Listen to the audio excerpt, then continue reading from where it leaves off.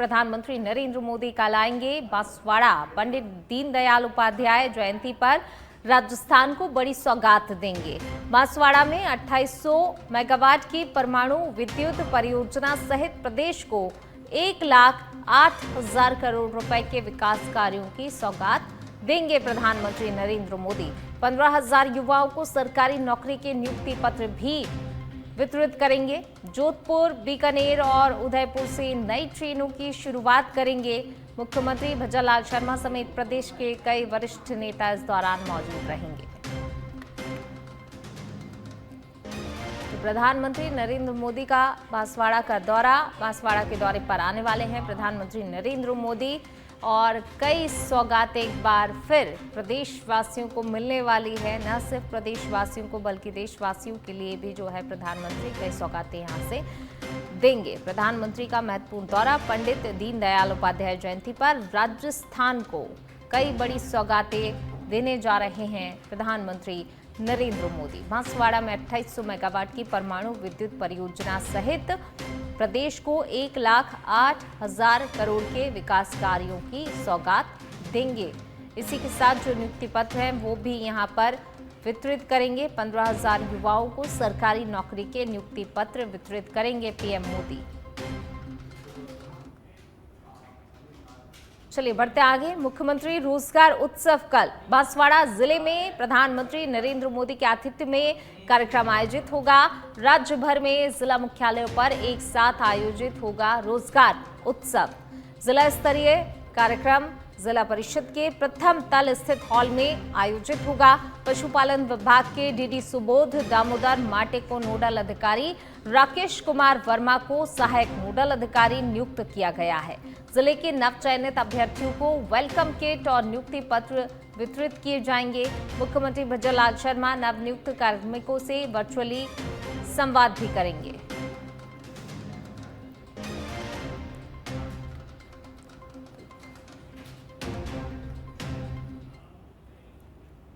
खबर जयपुर से। प्रभारी मंत्री जोगाराम पटेल लेंगे अहम बैठक में ग्रामीण और शहरी सेवा शिविरों की तैयारियां जो चल रही हैं उसकी समीक्षा की जाएगी।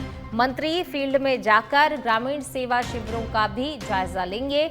जयपुर कलेक्ट्रेट में आज सुबह 11 बजे बैठक लेंगे मंत्री।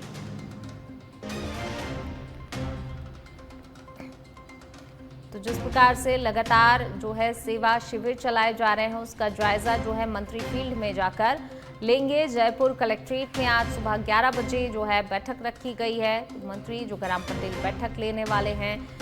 महत्वपूर्ण बैठक, क्योंकि लगातार जिस तरीके से सेवा पखवाड़ा के तहत ये शिविर लगाए जा रहे हैं उसको लेकर यहाँ पर समीक्षा की जाएगी। जो तैयारियां की जा रही हैं उनको लेकर यहाँ चर्चा होगी, समीक्षा होगी। प्रभारी मंत्री जोगाराम पटेल अहम बैठक लेने जा रहे हैं। इस बैठक में ग्रामीण और शहरी दोनों ही जो सेवा शिविर की तैयारियां की जा रही है उनकी समीक्षा यहाँ पर की जाएगी। इसके साथ ही मंत्री फील्ड में जाकर ग्रामीण सेवा शिविरों का भी जायजा लेने वाले हैं।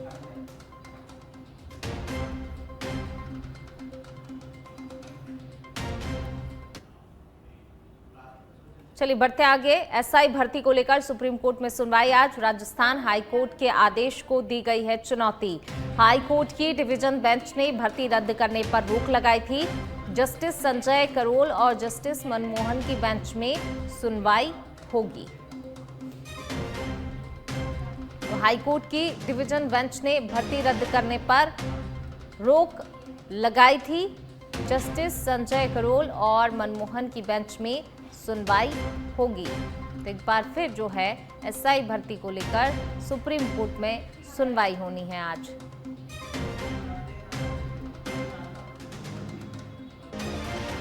राजस्थान हाई कोर्ट के आदेश को चुनौती दी गई है, इसको लेकर आज सुनवाई होनी है।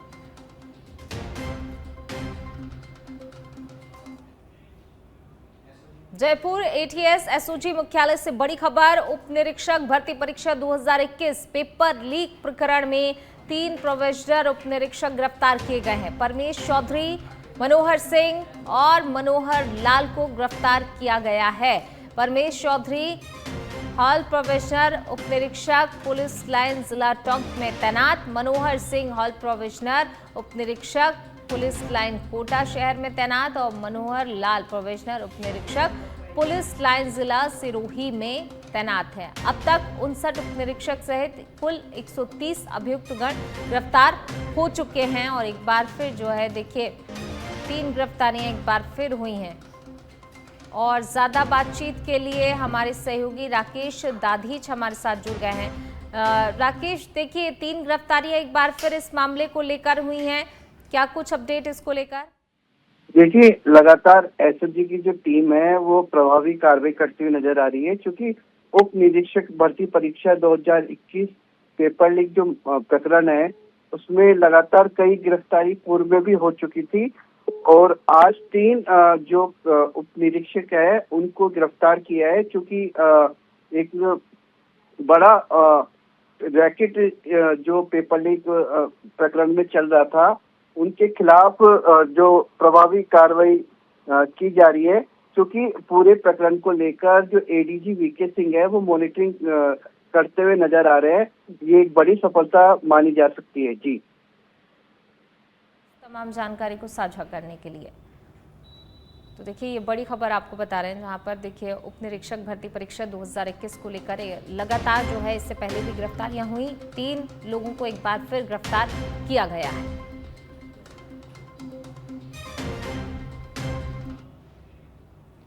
बीकानेर के खाजूवाला से बड़ी खबर, जहां पश्चिमी राजस्थान को मिलेगी बड़ी सौगात। आईजीएनपी नहर की आरडी 507 हेड पर एस्केप जलाशय तैयार। प्रधानमंत्री नरेंद्र मोदी कल 25 सितंबर को इसका लोकार्पण करने जा रहे हैं। खाजूवाला विधानसभा के छत्तरगढ़ में जो है आरडी 507 पर बना है जलाशय। 208 करोड़ की लागत से इसका निर्माण हुआ है। इसकी जल भराव क्षमता की बात की जाए तो देखिए 2000 MCFT परियोजना से लूणकरणसर को सबसे अधिक पेयजल आपूर्ति से बड़ा लाभ होगा।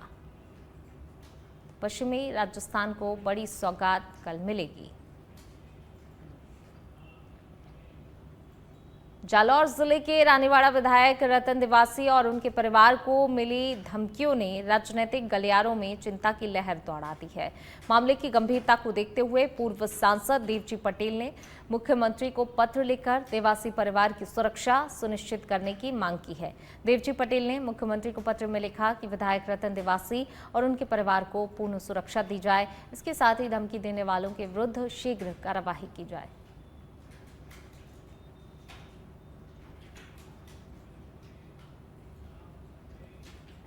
चोमू थाना प्रभारी प्रदीप शर्मा का तबादला ब्रह्मपुरी थाने के लिए कर दिया गया है।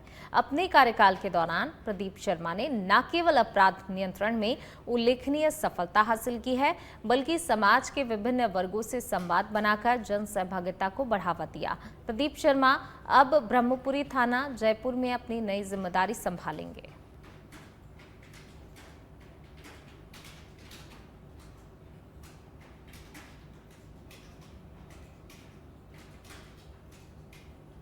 तो चोमू एसएचओ प्रदीप शर्मा का तबादला किया गया है। ब्रह्मपुरी थाना जयपुर में नई जिम्मेदारी अब उन्हें दी गई है। नवाचार के लिए चोमू की जनता ने आभार भी उनका जताया है।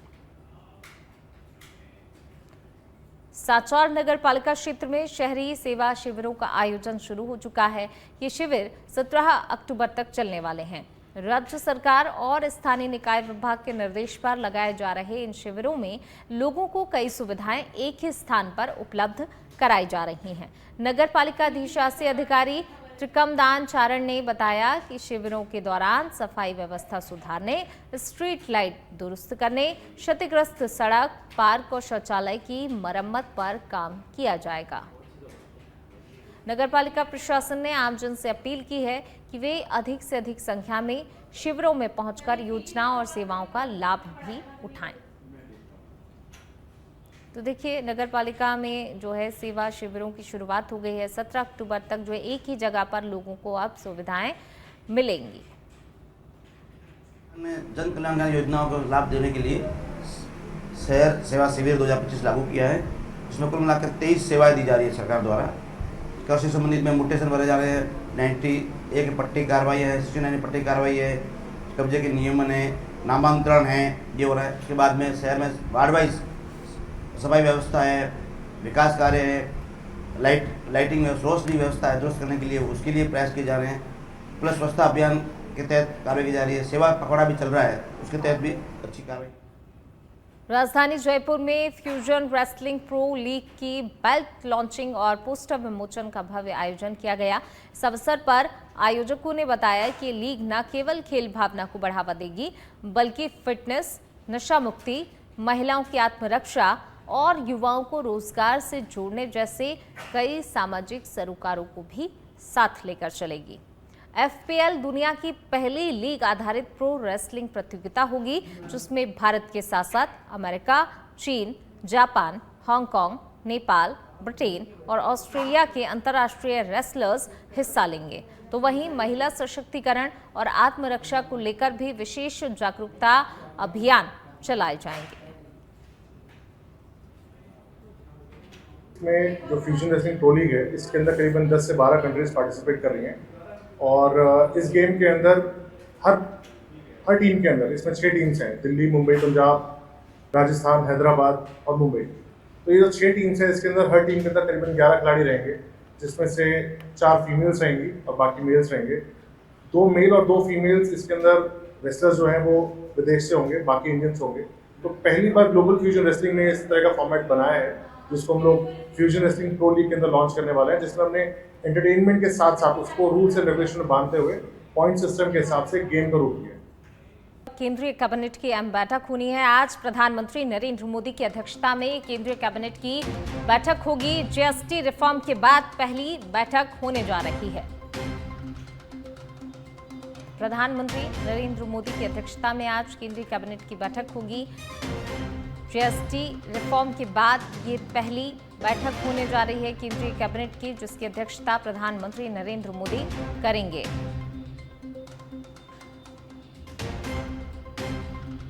केंद्रीय कैबिनेट की अहम बैठक आज होगी। प्रधानमंत्री नरेंद्र मोदी की अध्यक्षता में ये बैठक आयोजित की गई है। GST रिफॉर्म के बाद पहली बैठक होने जा रही है।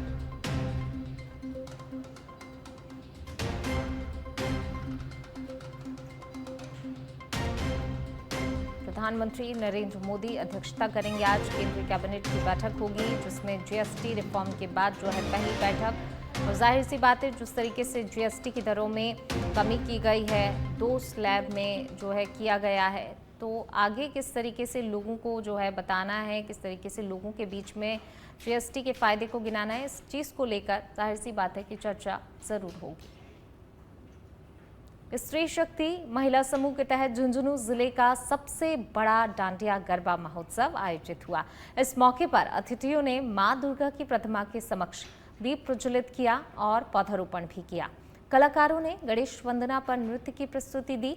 कार्यक्रम के पहले दिन बड़ी संख्या में शहर की महिलाएं सज धज कर गुजराती रंग में रंगे हुए पहुंची और जमकर डांडिया और गरबे का आनंद लिया।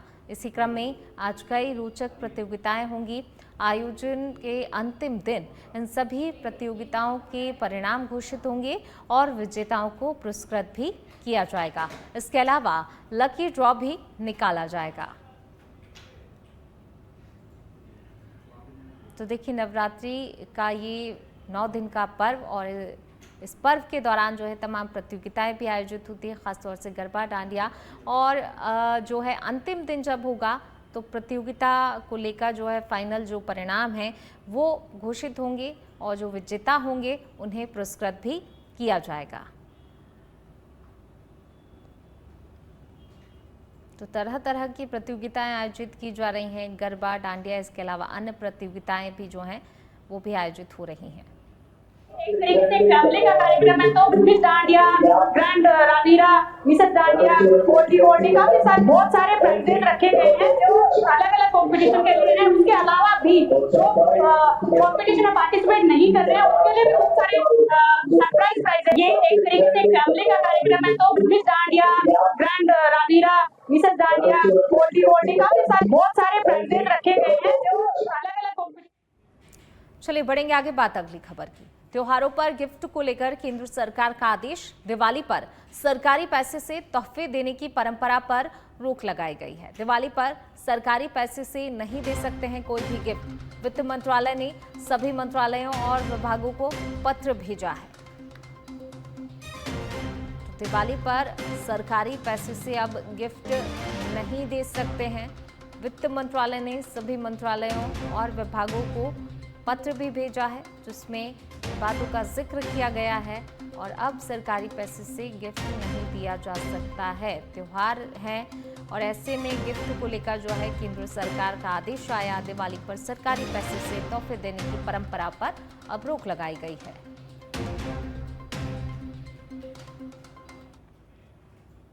बीकानेर के नापासर से खबर, जहां प्रिंसिपल के तबादले पर बवाल देखने को मिला है। स्कूल के गेट पर छात्रों का धरना प्रदर्शन।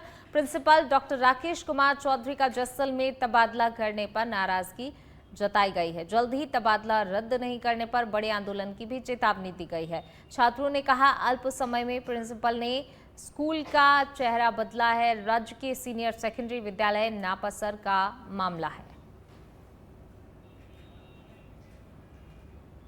विद्यालय का छात्र रहा हुआ मेरी मांग यही है कि राकेश चौधरी जी को वापस इस पद पर नियुक्त किया जाए, क्योंकि उनके आने के बाद यहाँ शिक्षा में भी प्रभाव पड़ा है। वे बच्चों को भी, जैसे कि पहले बच्चे बाहर घूमते थे, वे बाद में धीरे धीरे गेट पर ताला लगना चालू हुआ है। बाद में राकेश जी के आने के बाद बच्चों में पढ़ाई की भी मांग हुई है। राकेश कुमार जी चौधरी को पुनः इसी विद्यालय में अपने पद पर नियुक्त किया जाए। उन्होंने हमारे स्कूल के विकास में बहुत बड़ा योगदान दिया है। जैसलमेर के भड़ियाणा से बड़ी खबर आपको बता रहे हैं। आधा दर्जन एएनएम, आशा और आंगनवाड़ी कार्यकर्ताओं से साइबर ठगी। सच बेधड़क के खबर का असर देखने को मिला है। मामले को सच बेधड़क ने प्रमुखता से उठाया था।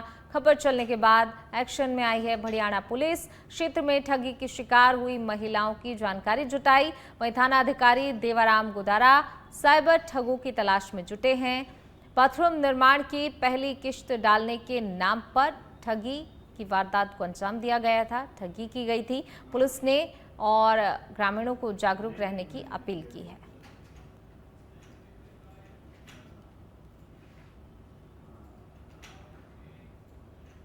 सिरोही जिले के पालड़ी क्षेत्र में स्थित उथमर टोल प्लाजा पर बदमाशों ने जमकर उत्पात मचाया है। टोल टैक्स नहीं देने पर बात शुरू हुई।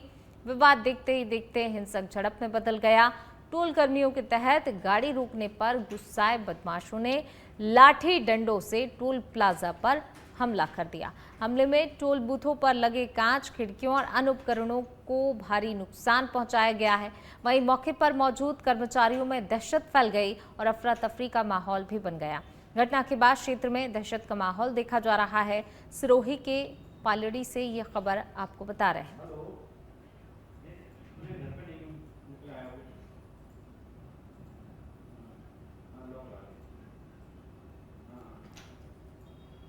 तो देखिए, पालड़ी से ये खबर, बिना टोल चुकाए गाड़ी निकालने की बात पर टोल कर्मियों ने रोका था और इसी बात को लेकर जो है विवाद बहुत ज़्यादा बढ़ गया। गाड़ी में सवार बदमाशों ने लाठी डंडों से टोल प्लाजा पर हमला किया था। हमले में टोल बूथों पर जो है लगे कांच, खिड़कियों में जमकर तोड़फोड़ की गई, लेकिन उसके बावजूद टोल प्लाजा मैनेजर की तरफ से मामला दर्ज करवाया। ऐसे में बदमाशों के हौसले बुलंद हो रहे हैं।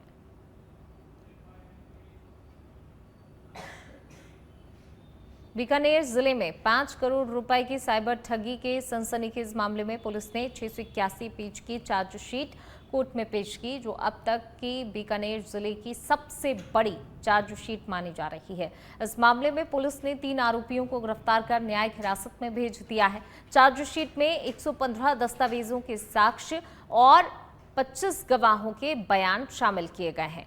पुलिस ने आमजन से अपील की है कि वे किसी भी संदिग्ध कॉल, मैसेज या फिर किसी भी लिंक पर अपनी व्यक्तिगत या बैंक संबंधी जानकारी साझा ना करें।